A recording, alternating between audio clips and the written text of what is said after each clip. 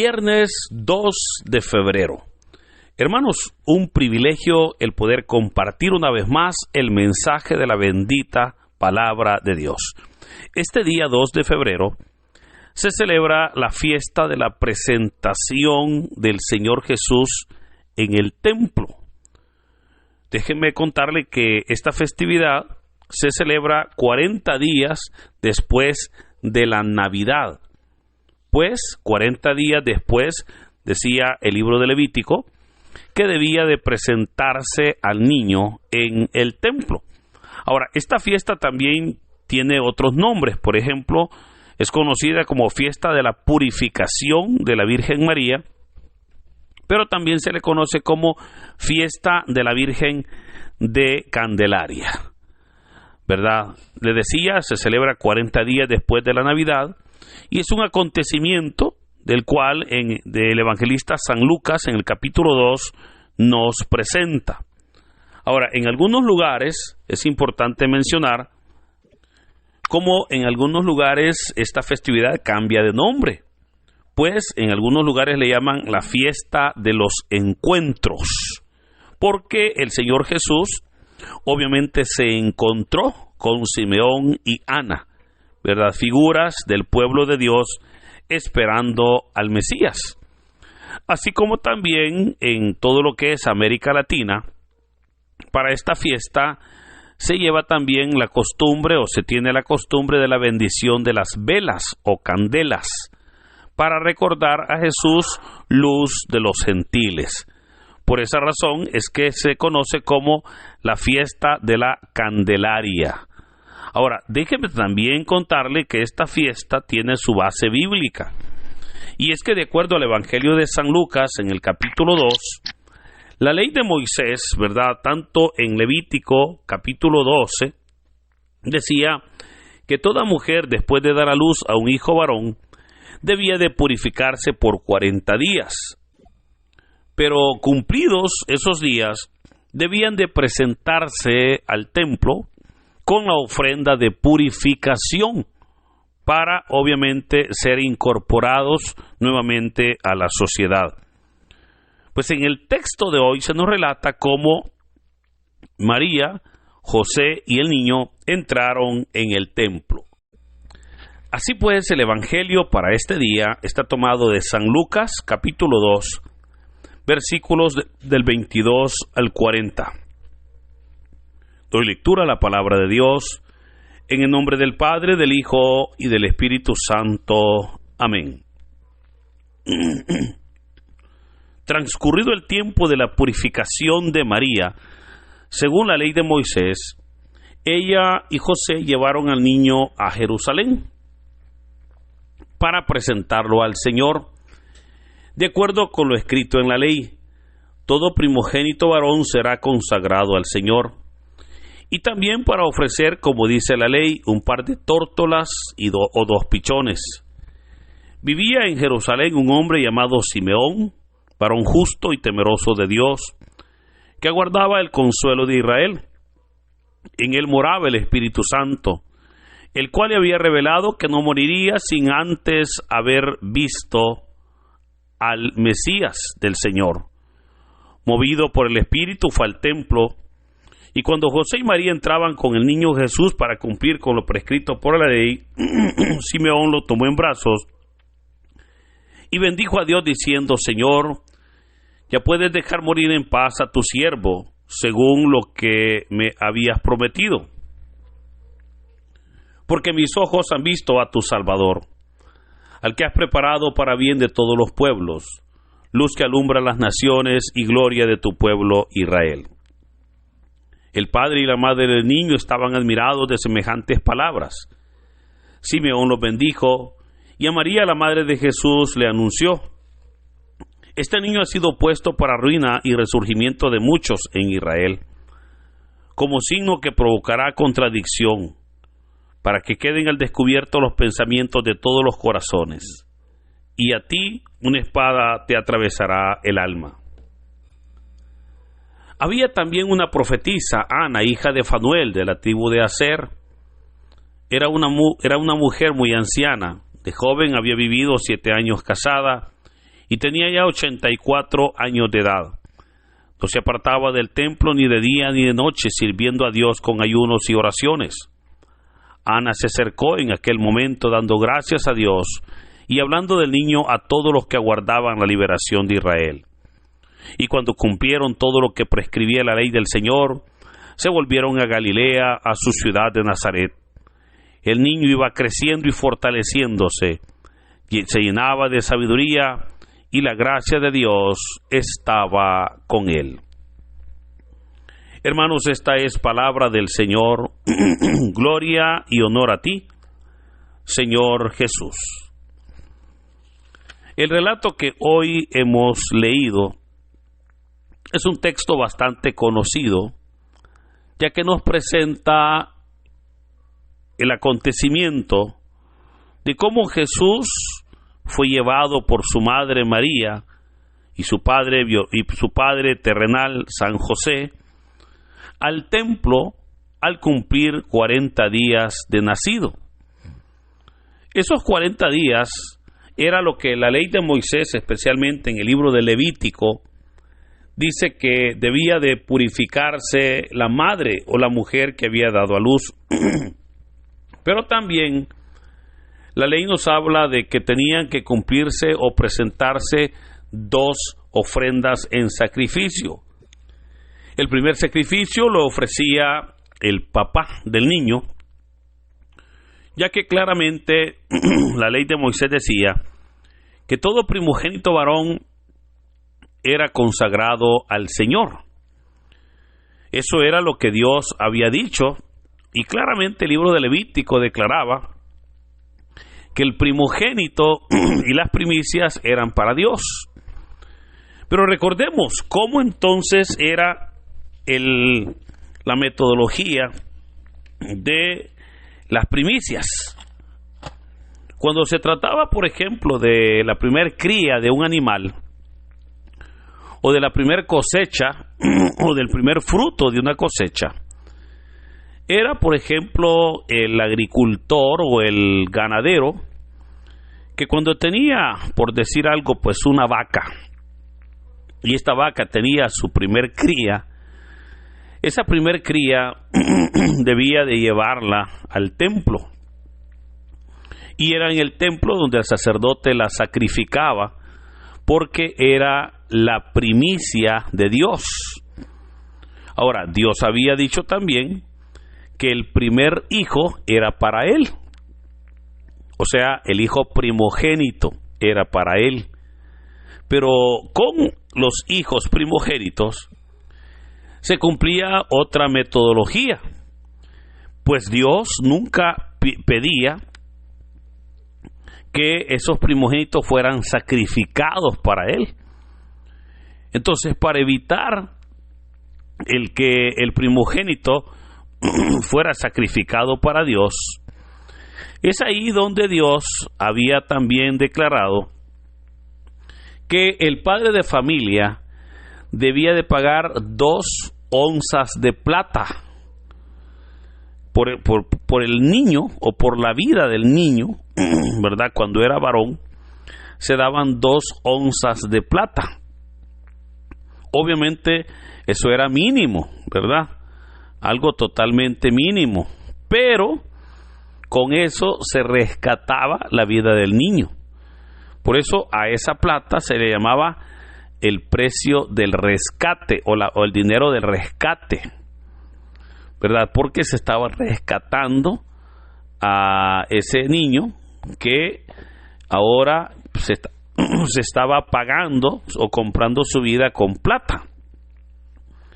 A esto, hermanos, es lo que se refiere el apóstol Pedro cuando en su primera carta, allá al final del Nuevo Testamento, él dice que nosotros hemos sido comprados por Cristo, pero que no fuimos pagados con oro ni con plata, sino con la sangre de Cristo.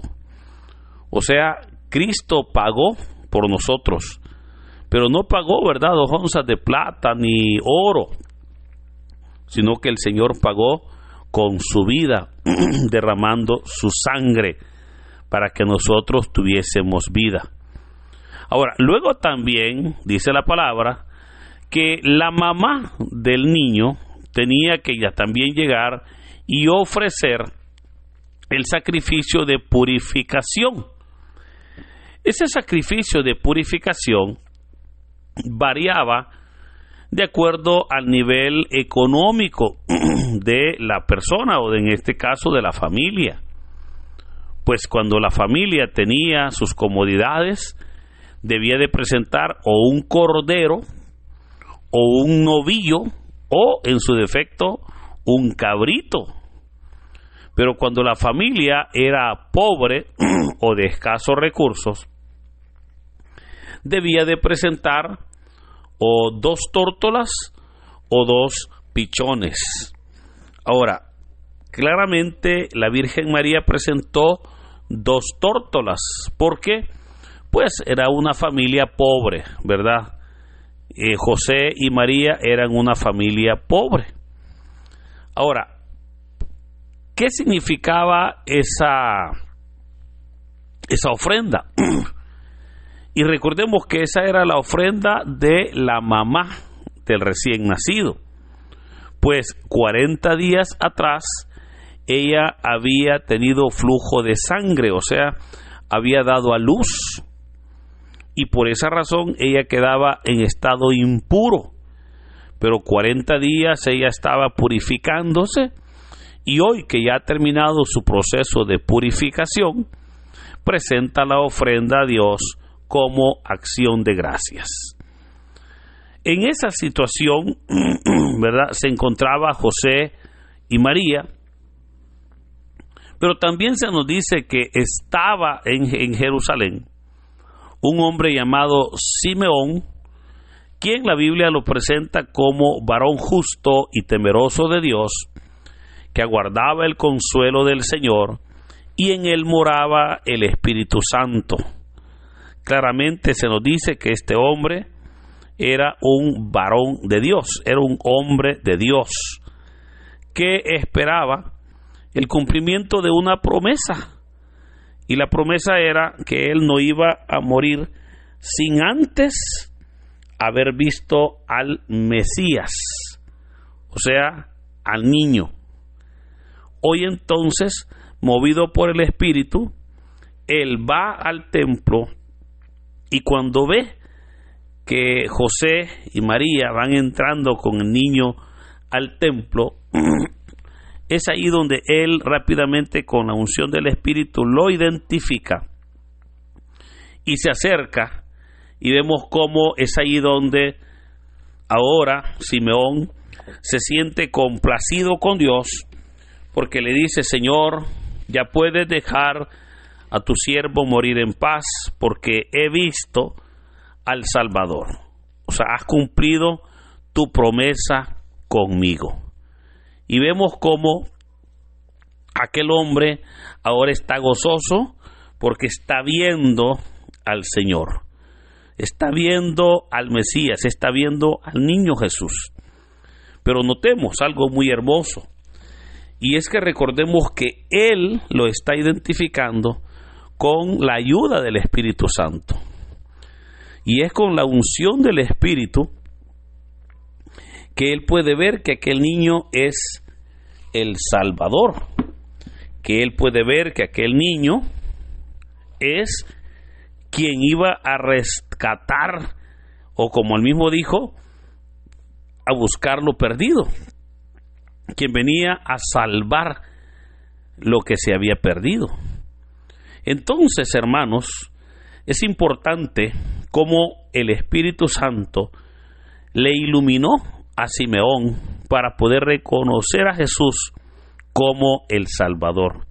Pero vea, esa labor es la que aún hoy en día el Espíritu Santo sigue realizando, porque es el Espíritu el que nos ilumina para que nosotros podamos acercarnos a Cristo y podamos reconocer en Jesús verdaderamente esa divinidad que Él posee. Por eso, no nos volvamos duros, ¿verdad? No nos llenemos de soberbia contra el Espíritu, Al contrario, seamos dóciles al Espíritu, porque en esa docilidad es donde vamos nosotros a recibir verdaderamente esas señales y esas manifestaciones tremendas del Espíritu en nuestras vidas. Ahora, es interesante de igual manera cómo por la unción del Espíritu, ahora Simeón se va a acercar a la Virgen María, o sea, a la mamá del niño, y le va a decir, este niño ha sido puesto para ruina y resurgimiento de muchos en Israel, le dice, como signo que provocará contradicción para que queden al descubierto los pensamientos de todos los corazones. O sea, está declarando que el niño será verdaderamente grande. Pero luego viene una profecía bastante dura, cuando le dijo, pero a ti una espada te atravesará el alma. Estas palabras, el mismo Evangelio de Lucas nos dice que la Virgen las guardaba en su corazón. Y podría pensar de que en más de alguna ocasión ella pensó, ¿por qué es que a este anciano le había dicho, a ti una espada te atravesará el alma? ¿Cuál espada? ¿En qué momento? Y puedo recordarle que esa espada le atravesó el alma cuando ella, viendo a su hijo clavado en una cruz, impotente, sin poder ayudar, ahí, hermanos, en ese momento es donde su corazón estaba siendo traspasado, ¿verdad?, por esa lanza de dolor, por esa lanza de impotencia, al ver a su hijo morir en una cruz, obviamente por los pecados de toda la humanidad. Por eso es importante que nosotros, a la luz del Espíritu Santo, podamos estar siempre buscando del Señor, y de esa manera Dios en su gran misericordia que se manifieste en nuestras vidas. El Evangelio también termina hablando sobre una anciana llamada Ana, hija de Fanuel de la tribu de Aser, quien se nos dice que estaba en el templo de día y de noche y les hablaba a todos los presentes sobre las promesas de Dios y sobre aquel niño que había nacido por la obra y la gracia del Espíritu Santo. Así, ella, a su edad avanzada, ahora le servía a Dios con ayunos, con oraciones, ¿verdad? Ahora ella le honraba a Dios, pero también le ayudaba a los demás para poder tener ese encuentro con el niño Jesús.